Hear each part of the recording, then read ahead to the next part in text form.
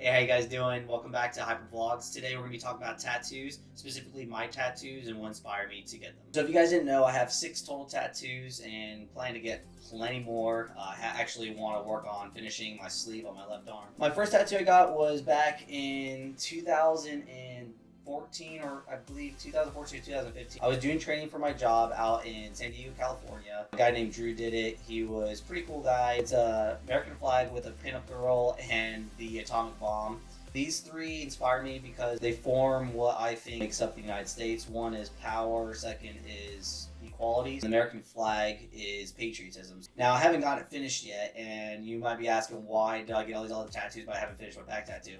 Well, the guy who did it is, like I said, in San Diego, and I have no way to contact him. I just never asked him for his contact information. I know his name's Drew. I know he's out Gaslamp, but I don't know if he's actually there anymore. But he said he was going to be coming to the East Coast sometime to do it, but I kind of lost track with that and haven't got in touch with him. So I'm kind of afraid to have someone else do it because you hear a lot of people say when you get a tattoo by one artist, don't go to another artist to get it done because they might mess it up. Well, for this reason, I think that this tattoo won't be as hard for a tattoo artist to look at and be like, okay, I can put color into it because the outline's already done. And if I show them the picture, they could work with it with their type of style. So I have to find the artist who's going to have that style that Drew had in order to finish it. Now, for my second tattoo, which is on my bicep, now that one was inspired by my mother, who ended up passing away in 2003. She was a big inspiration to me. She raised me to be a great person, and I always wanted to have her on my arm to remember her and just to show everyone how much she meant to me. So it's a ship with a kraken holding onto it, breaking it in half inside the ocean, and you see these little pieces of the ship falling. There's a deeper meaning to it.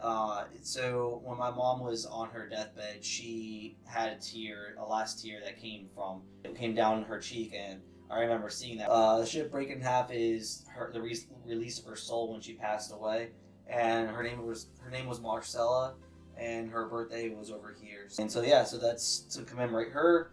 My third tattoo, that's inspired by my first horror movie back when I was 6 years old. My dad showed me this movie called Phantasm. Really great film. If you haven't seen it, check it out. It's based on this story about this tall man who comes from a different universe and he stalks this boy. But what he does is he goes to this morgue and steals dead bodies and brings them back to the other universe that he's in, another dimension. And he has these little minions. Those are the minions that carry the bodies to the other universe. And so it's a horror film. It's pretty creepy. I had nightmares for 2 weeks after I saw that movie, and I will never forget that moment because it opened up my horizons for exploring all horror films. I love scary movies. The sphere itself, it's actually a sphere with this reflection in it, and the sphere has 2 little pitchforks basically sticking out, and there's a drill on the bottom. And so in the movie, there's a sphere that flies through the morgue, and it chases down people who are not supposed to be in there. What it does is it's supposed to come up and hit you in the forehead, drill a hole in your head, and shoot blood out the other side. And it's like a metal sphere that just floats in the air. It's really creepy, but that's what that is. And then the minions are on the side, like I said.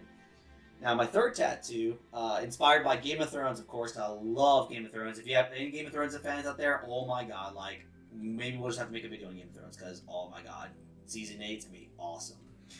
But no, so I made this tattoo because I really don't want, I hate Cersei, so I really wish that she could just leave, go somewhere else, you know what I mean,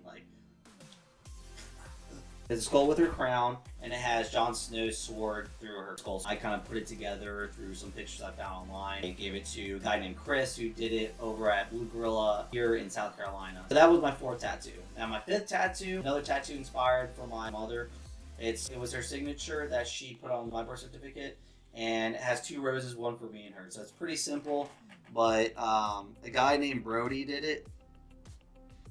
He's 20 years old, started tattooing when he was 16. I think that was pretty impressive. He was awesome. He was really cool about the tattoo idea. He drew it up himself. The only thing he really changed was the R in Marcella because it was kind of cut off, so he kind of drew an actual R. It was in her original signature, it was just a straight line, And even though like if I said that I wanted that, it wouldn't have looked as nice as a tattoo because it would just close up and then blur out over time. The final tattoo that I got, I was up in Delaware visiting friends, and I felt like getting a tattoo of a guy who's inspired me, since I was a young age. I read a lot of his works. If you guys probably know him, Stephen Hawking.